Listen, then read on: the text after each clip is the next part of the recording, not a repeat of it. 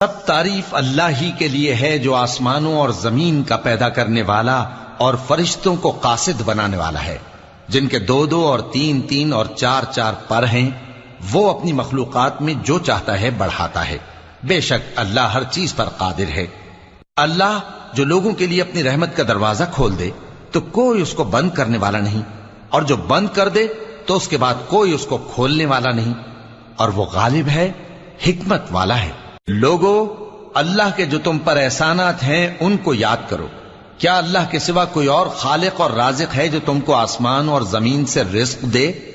اس کے سوا کوئی معبود نہیں، پس تم کیسے الٹائے جاتے ہو؟ اور اے پیغمبر، اگر یہ لوگ تم کو جھٹلائیں تو تم سے پہلے بھی پیغمبر جھٹلائے گئے ہیں، اور سب کام اللہ ہی کی طرف لوٹائے جائیں گے۔